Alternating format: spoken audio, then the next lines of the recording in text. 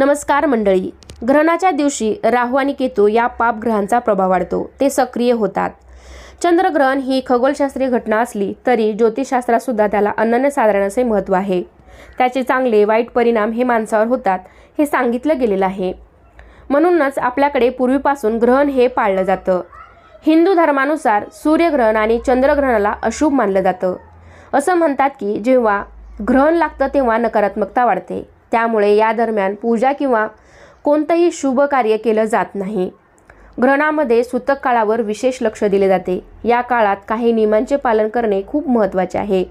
म्हणून या वर्षातील दुसरे चंद्रग्रहण कधी आहे, हे भारतात दिसणार आहे का, तसेच गर्भवती महिलांनी हे ग्रहण पाळावे का, त्याचा सूतक काळ, वेद काळ, अशा बऱ्याच प्रश्नांची उत्तरे तुम्हाला मी या व्हिडिओमध्ये देणार आहे. त्यासाठी व्हिडिओ शेवटपर्यंत पहा. चॅनेलवरती नवीन असाल तर चॅनेलला नक्की सबस्क्राईब करा. लगेच व्हिडिओला सुरुवात करूयात. सर्वात प्रथम पाहूया आपण चंद्रग्रहण म्हणजे काय. जेव्हा सूर्य, पृथ्वी आणि चंद्र एका सरळ रेषेत येतात तेव्हा पृथ्वीमुळे चंद्रापर्यंत सूर्यप्रकाश हा पोहोचत नाही. सोप्या शब्दात सांगायचं झाल्यास पृथ्वीची सावली चंद्रावर पडते. अशा परिस्थितीत आपल्याला चंद्रग्रहण दिसते. ग्रहणादरम्यान चंद्र कधी एकदम काळा दिसतो तर कधी तांबूस दिसतो. 2026 मधील दुसरे आणि शेवटचे चंद्रग्रहण हे 28 ऑगस्ट 2026 रोजी होणार आहे. हे एक खंडग्रास म्हणजेच अंशिक चंद्रग्रहण असेल, ज्यामध्ये चंद्राचा जवळपास 96% भाग हा पृथ्वीच्या सावलीत जाईल व तो तांबूस म्हणजेच ब्लड मून सारखा दिसेल. भारतीय वेळेनुसार हे ग्रहण कधी दिसणार आहे तर हे ग्रहण 28 ऑगस्ट रोजी सकाळी 8:06 सुरू होईल. या ग्रहणाचा मध्यबिंदू सकाळी 9:43 असेल आणि या ग्रहणाची समाप्ती ही 28 ऑगस्ट रोजी सकाळी 11:22 असणार आहे. तर सर्वात महत्त्वाची गोष्ट म्हणजे बघा, हे चंद्रग्रहण भारतामध्ये दिसणार नाही. भारतामध्ये हे ग्रहण दिसणार नसल्यामुळे त्याचा कोणताही धार्मिक, सूतक काळ किंवा नियम पाळण्याचे बंधन असणार नाही. पूजा आणि इतर शुभकार्य तुम्ही नेहमीप्रमाणे या दिवशी करू शकता. हे ग्रहण कुंभ रास आणि शतभिषा नक्षत्रात घडत आहे. पहा, भारतामध्ये हे ग्रहण दृश्यमान म्हणजे दिसत नसले तरी ज्योतिषीय गणनेनुसार याचा काही राशींवर प्रभाव हा नक्कीच पडतो. त्यातील राशी आहेत कर्क, सिंह, वृश्चिक आणि मीन. या राशींना मानसिक किंवा आर्थिक बाबतीत संमिश्र प्रभाव हा पडू शकतो असे मानले जात आहे. हे चंद्रग्रहण भारतात दिसत नसले तरी जगातील अनेक भागातून हे स्पष्टपणे पाहिले जाऊ शकते. तर हे ग्रहण कुठे कुठे दिसणार आहे तर जगभरातून हे ग्रहण प्रामुख्याने उत्तर अमेरिका, दक्षिण अमेरिका आणि पॅसिफिक महासागर क्षेत्रामध्ये हे ग्रहण पूर्णपणे दिसणार आहे. युरोप, आफ्रिका आणि पूर्व आशियातील काही भागामध्ये चंद्र मावळताना किंवा उगवताना हे ग्रहण अंशिक स्वरूपात दिसेल. विशेषतः अमेरिकेमध्ये 96% ब्लड मून पाहायला मिळणार आहे.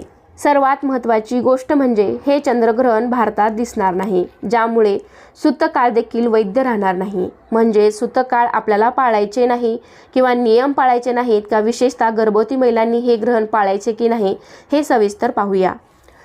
हा दिवस श्रावण पौर्णिमेचा म्हणजेच रक्षाबंधनाचा आहे. भारतात हे ग्रहण दिसत नसल्यामुळे धार्मिक नियमानुसार भारतात सूतक काळ पाळण्याची गरज नाही. त्यामुळे राखी बांधणे, नारळी पौर्णिमा साजरी करणे किंवा इतर सर्व धार्मिक विधी नेहमीप्रमाणे कोणत्याही बंधनाशिवाय तुम्ही करू शकता.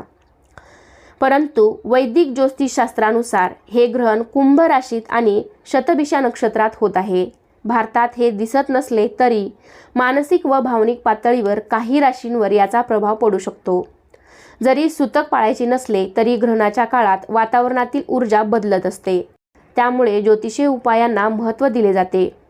ग्रहण पाळणे म्हणजे खूप कट्टरपणे किंवा काही गोष्टी ज्या आपल्याकडे पारंपरिक पद्धतीने सांगितल्या जातात तसं ग्रहण पाळणं गर्भवती महिलांनी बिलकुल करू नये. म्हणजेच ब्रह्मांडामध्ये ही घटना घडत आहे.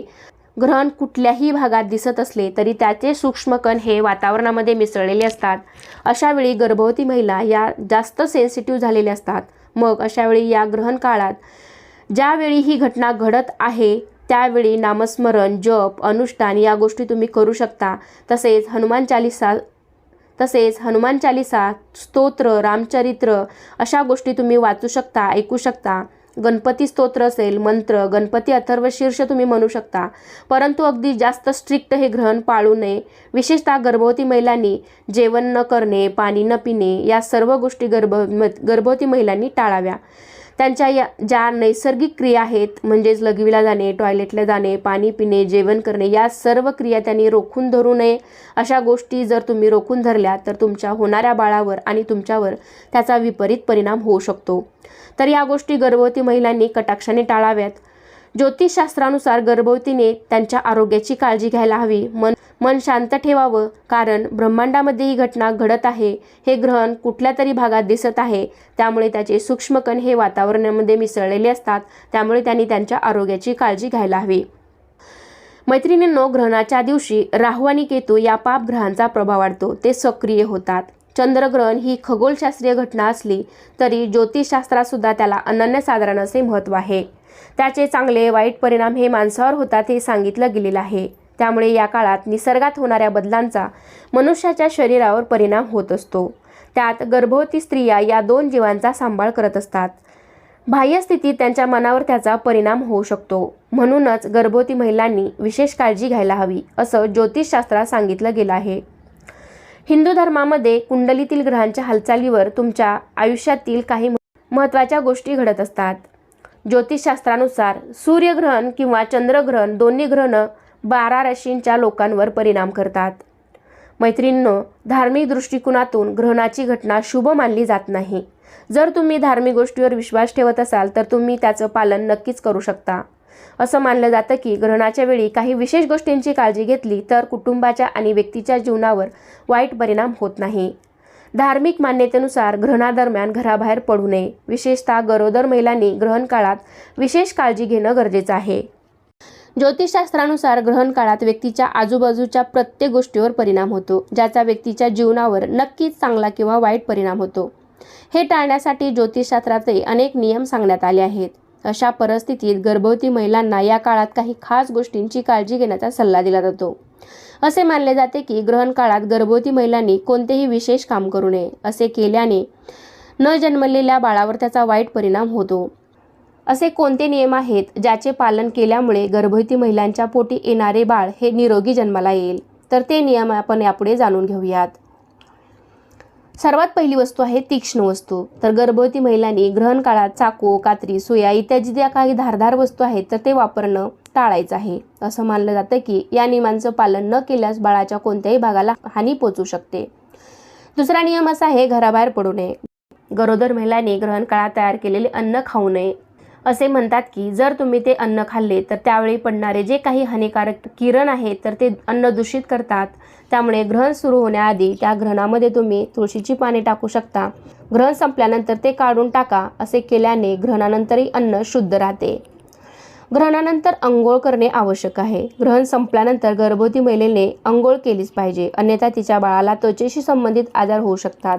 ग्रहण काळात पती पत्नीने शारीरिक संबंध ठेवणे टाळावे. याशिवाय ग्रहण काळात झोपणे, कोणते औषध घेणे, देवाच्या मूर्तींना स्पर्श करणे टाळावे. तसेच अनादी काळापासून असे मानले जाते की ग्रहणाचा गर्भाच्या विकासावर परिणाम होतो आणि गर्भवती महिलेच्या शरीरात हार्मोनल बदल देखील होतात. या बदलांमुळे गर्भवती महिलेच्या मूडमध्ये स्विंग, चिंता आणि लालसा जाणवते. याला कोणताही शास्त्रीय आधार नसला तरीही हा धोका टाळण्यासाठी भारतात गर्भवती महिलांना ग्रहण काळात घराबाहेर पडण्यास मनाई केली जाते.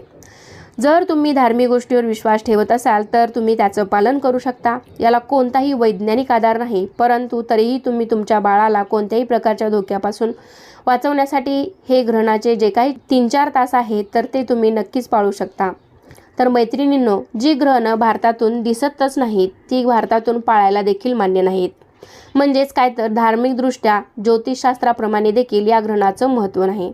या ग्रहणाचा सूतक काळ देखील किंवा वेद काळ असेल ते पाळण्याची गरज नाही. म्हणून गर्भवती किंवा इतर कोणीही घाबरून जाण्याची गरज नाही, कारण ग्रहण ही एक खगोलशास्त्रीय घटना आहे आणि ग्रहणामुळे तुमच्या बाळावर तुमच्यावर काही विपरीत परिणाम होईल असं बिलकुल नाही आहे. फक्त मोठ्याचं ऐकण्याचं आपल्याला समाधान मिळावं.